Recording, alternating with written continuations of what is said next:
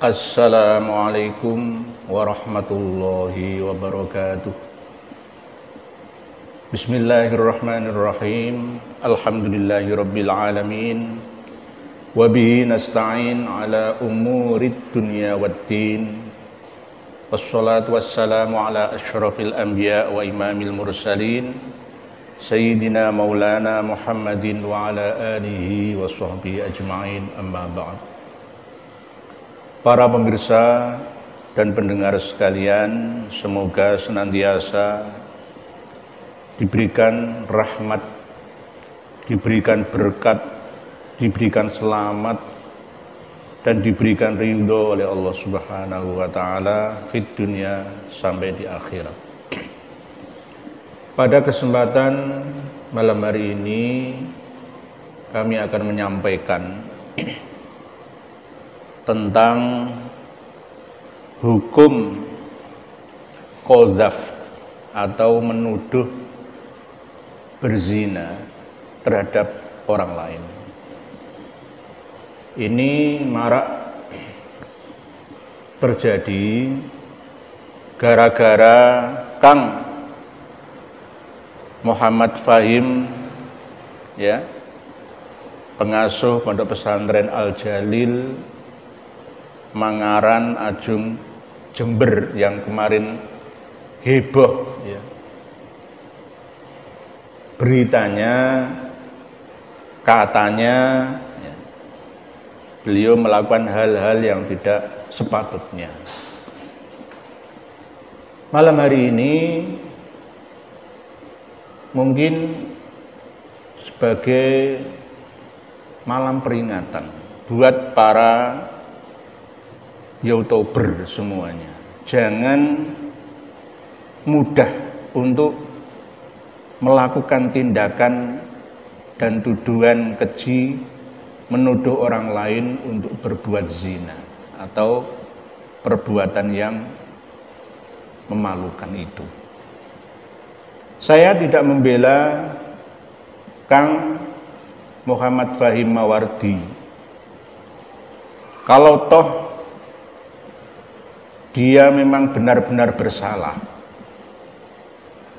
benar-benar melakukan perbuatan keji itu, biarlah dia yang menanggung hukumannya, baik hukuman secara hukum negara ataupun hukuman secara hukum Islam.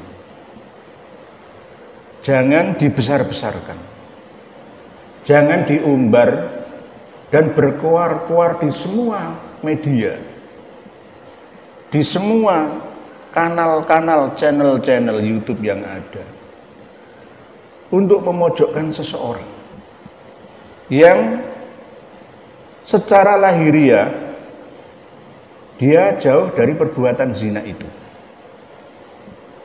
Karena dosa menuduh zina terhadap laki atau perempuan yang terjaga dari perbuatan keji itu, maka dosanya juga sangat besar. Dicambuk 80 kali. Jika dia tidak mampu untuk mendatangkan 4 orang saksi. Jika dia tidak mampu mendatangkan 4 orang saksi yang benar-benar melihat nyata secara langsung bukti, ya, yang dituduh itu melakukan perbuatan zina, maka dia harus bersumpah, sumpah li'an, ini kalau suami atau istri, sebanyak 4 kali. Dan yang kelima adalah laknat akan menimpa dia jika yang dituduh itu benar atau yang dituduh itu bebas dari perbuatan zina. Oleh sebab itu, jangan disepelekan.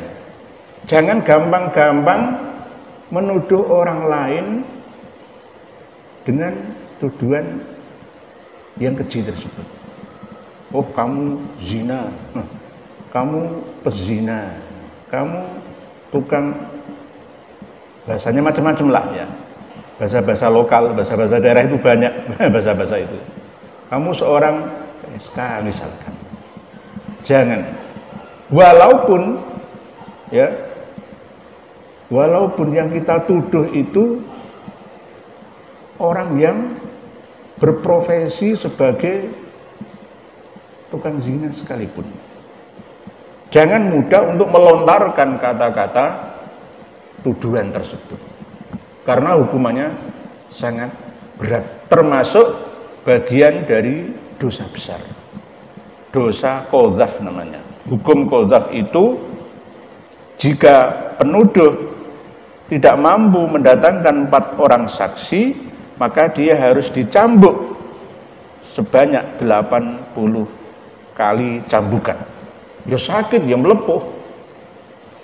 Untuk membuat jera, mengkapokkan orang yang gampang-gampang mengeluarkan kata-kata fitnah, gampang menjatuhkan vonis tanpa bukti, tanpa saksi. Jadi jauhilah perilaku qadzaf atau gampang menuduh orang berbuat zina itu. Khususnya yang terjadi menimpa Kang Muhammad Fahim Mawardi dari Ponpes Al Jalil 12 Mangaran Ajung Jember, yang heboh kemarin, sudah merembet kemana-mana berita itu. Tolong jangan disebarluaskan, ditutup aja aib beliau, karena panjenengan pun ingin aib panjenengan ditutup oleh Allah. Kalau toh memang benar-benar beliau Kang Fahim itu terbukti, ya biar diproses dulu. Setelah proses penyelidikan dan akhirnya pengadilan menjatuhkan vonis, ya berarti monggo terserah panjenengan, nanti bicara semau panjenengan, terserah. Tapi kalau belum jelas, bahkan kemarin juga beliau Kang Fahim sudah melakukan klarifikasi, tabayun, bahwa beliau tidak melakukan hal yang sekeji itu. Kita lebih percaya mana? Antara istri Kang Fahim dengan Kang Fahim? Ya Allah alam. Masyarakat kita saat ini sudah terluka dengan adanya perilaku oknum-oknum pengasuh pondok pesantren, guru ngaji, kiai, ustadz yang cabul. Mohon maaf, yang di Bandung kemarin 13 santrinya ya, dan akhirnya divonis hukuman mati kemarin juga. Tidak hanya di situ, dari Bandung saja, dari Jombang, dari Mojokerto, Madura, banyak sekali kasus-kasus itu. Masyarakat kita sudah kadung terluka, sudah kadung kena batunya. Minim atau krisis kepercayaan terhadap para perilaku orang-orang yang suka berbuat keji tersebut. Termasuk orang yang dianggap suci, sering membawa kitab suci, sering menyampaikan firman-firman suci, tapi ternyata dirinya sendiri belum bisa suci. Predator seks. Ini bisa menimpa siapapun, tidak hanya guru ngaji, ustadz, kiai, tidak hanya itu. Bisa juga pastor, ya, bisa juga kardinal, bisa juga ya ahli-ahli spiritual yang lain. Jadi karena Indonesia ini mayoritas muslim, maka yang banyak terjadi adalah para pendakwah, penggiat, penyampai risalah Islam yang terkena fitnah dan musibah, digoda untuk melenceng dari sirat jalan yang lurus, akhirnya terpeleset dari siratal mustaqim dan akhirnya masuk ke dalam neraka jahim di dunia. Jika dia tidak bertaubat nanti sampai di akhirat. Para pemirsa dan pendengar sekalian, Kang Muhammad Fahim Mawardi itu juga manusia. Ustadz, Kiai, Mursyid itu juga manusia. Tidak hanya rocker juga manusia, Ustadz juga manusia yang tidak bisa lepas dari salah dan dosa, khilaf. Bahkan saya juga punya teman dekat sesama nyantri dulu di Lirboyo yang menjadi mursyid Torekoh, pengasuh pondok pesantren di daerah Palembang, itu juga kena.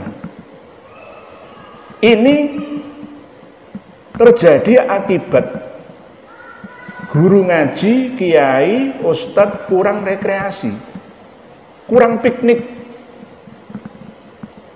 Yang dilihat hanya piknik wanita saja. Melihat pertumbuhan santriwatinya yang seperti buah yang ranum manis menggoda untuk dipetik, syajaratul khuldi. Akhirnya masuklah energi negatif yang didorong oleh dimensi alam syaitan jin. Terjadilah, maka terjadi ya peristiwa makan buah khuldi yang dialami oleh para guru ngaji, kiai, ustadz ya, dan penganjur-penganjur agama itu. Intinya para pengasuh pondok-pondok pesantren, guru ngaji yang mempunyai santri itu kurang piknik, kurang jalan-jalan. Bagai kata dalam tempurung, mohon maaf, saya sendiri juga begitu. Menjadi pengasuh, menjadi sosok yang disegani oleh santri dan wali santri itu bukan menjadi tujuan utama sebenarnya. Harusnya begitu.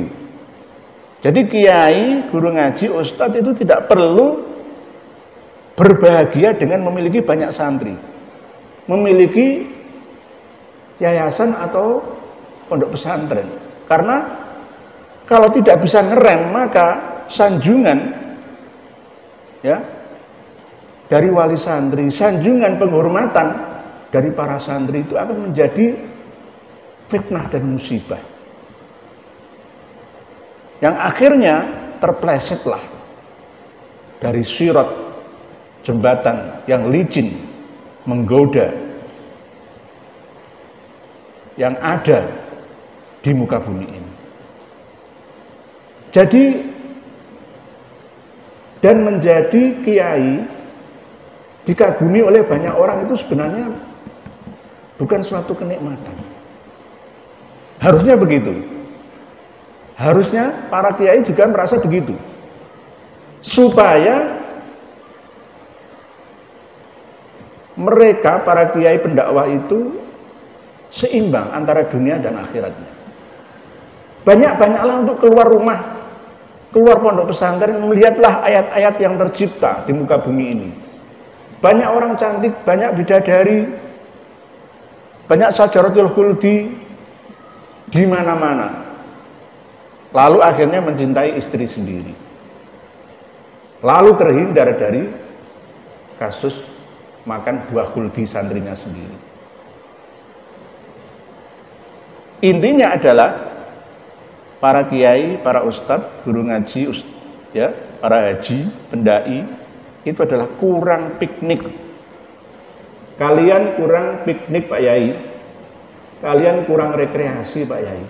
Bagai katak dalam tempurung, kalian berada di kandang dalam pagar rumah dan pondok pesantren kalian. Sehingga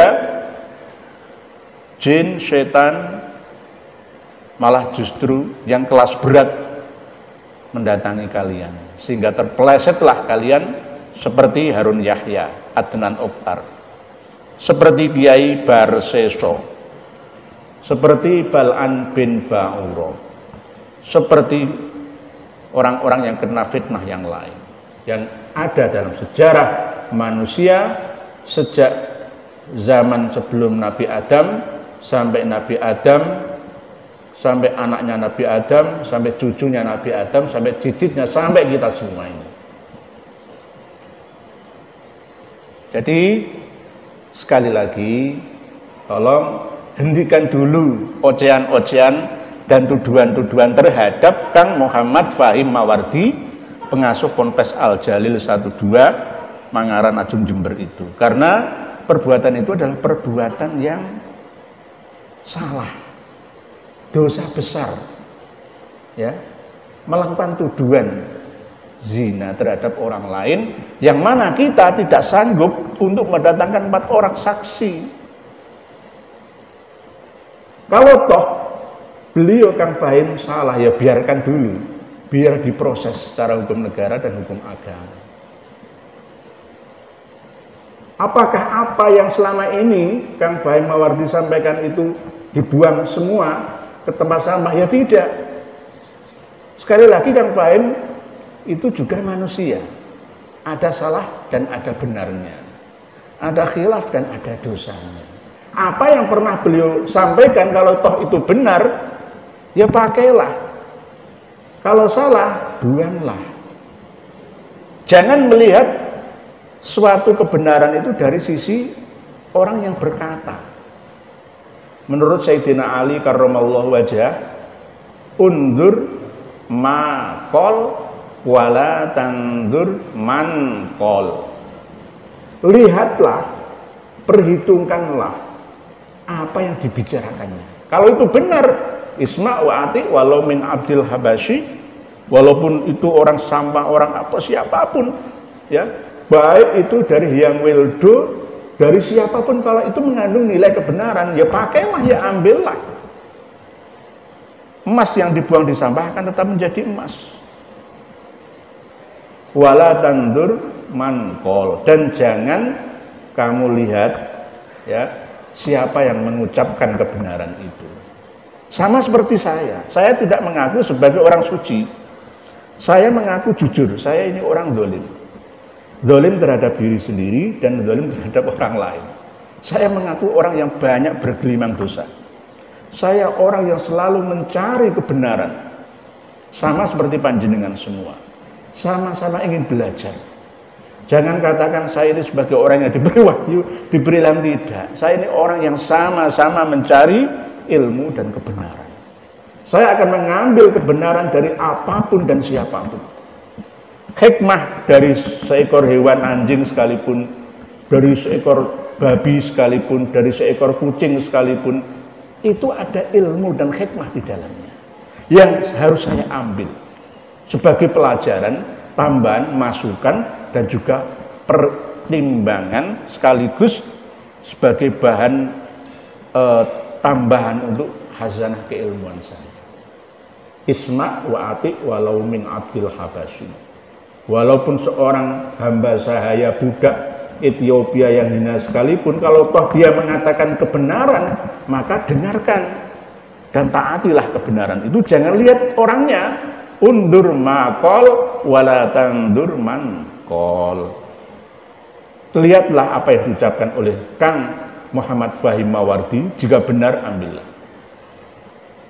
Beliau mempunyai channel Benteng Akidah, subscribernya sudah mencapai ratusan ribu.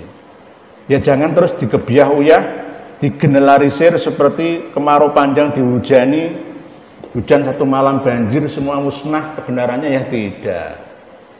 Semua jejak rekam ucapan dan tindakan beliau Kang Muhammad Fahim itu Apakah dia benar atau tidak kan belum ada keputusan.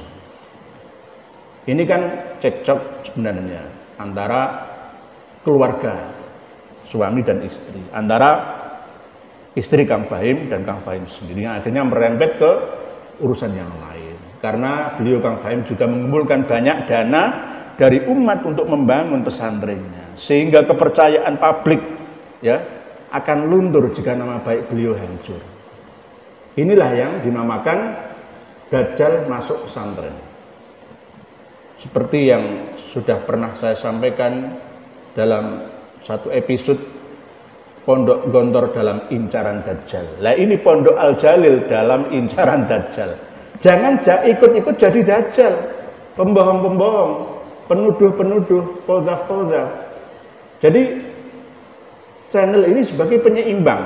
Saya tidak membela beliau, tapi patut untuk diluruskan bahwa menuduh orang baik telah berbuat zina tanpa saksi 4, itu hukumannya adalah dicambuk 80 kali.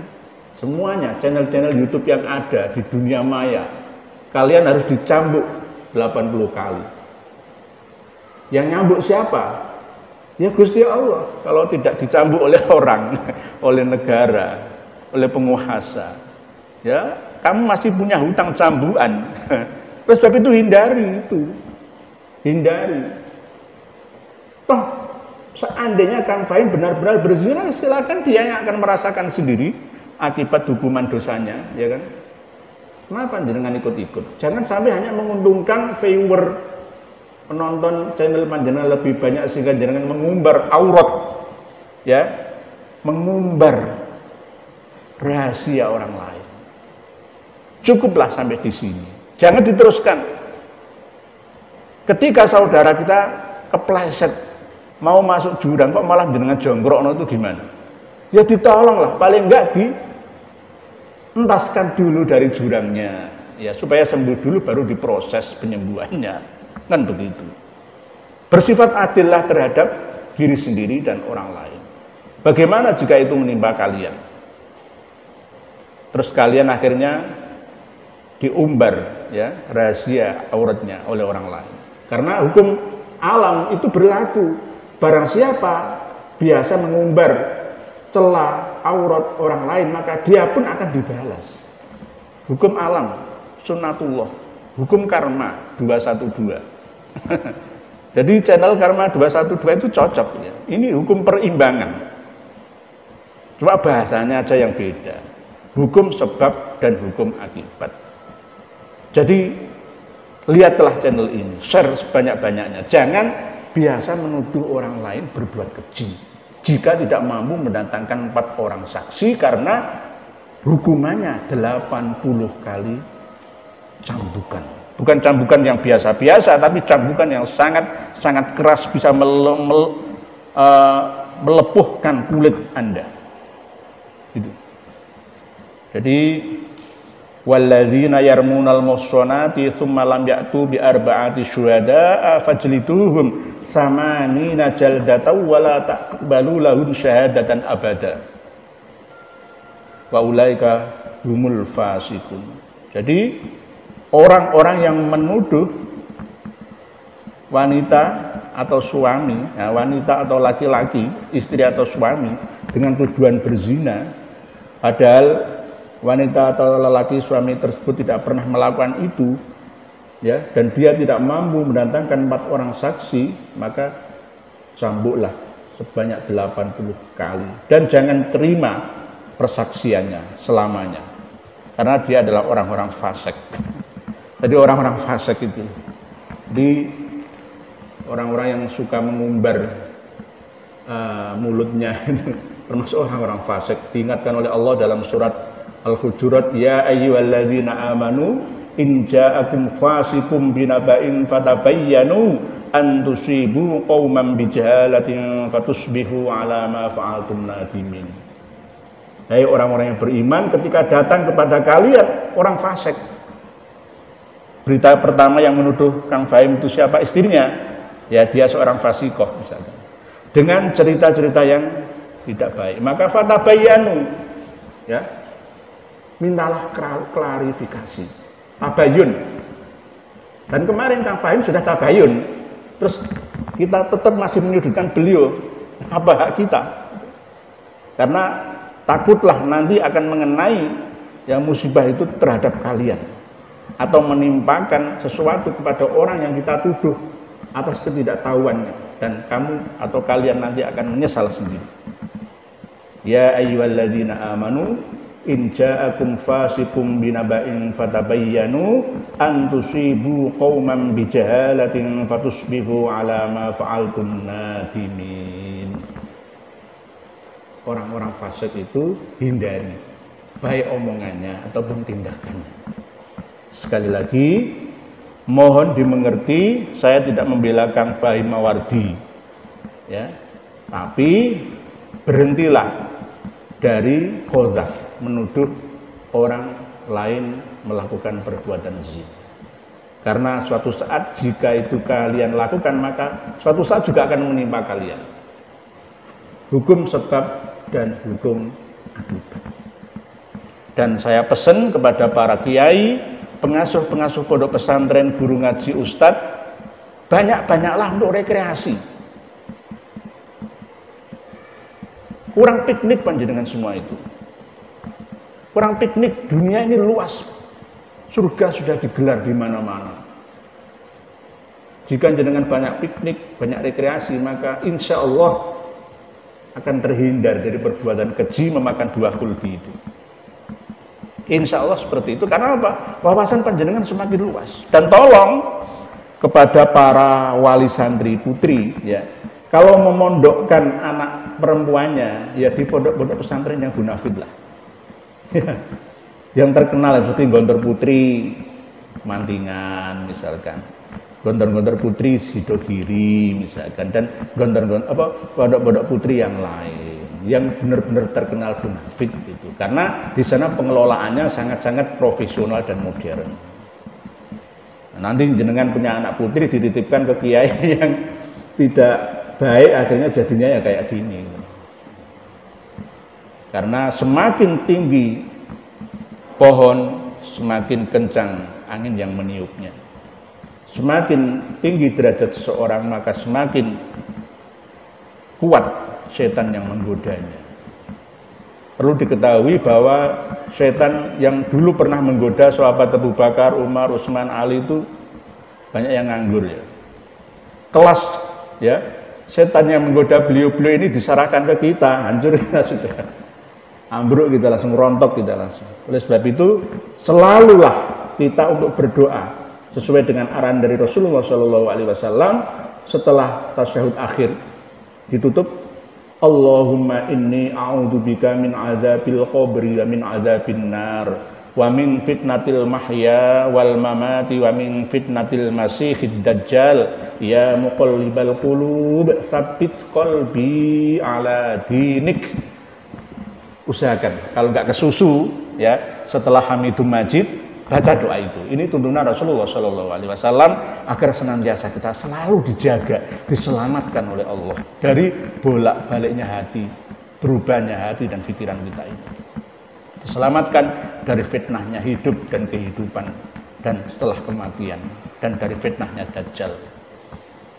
Demikian sedikit i'lan, pengumuman, ya, yang saya sampaikan, semoga bisa difahami dan dimengerti. Wallahu a'lam bissawab. Akhirul kalam, wassalamualaikum warahmatullahi wabarakatuh.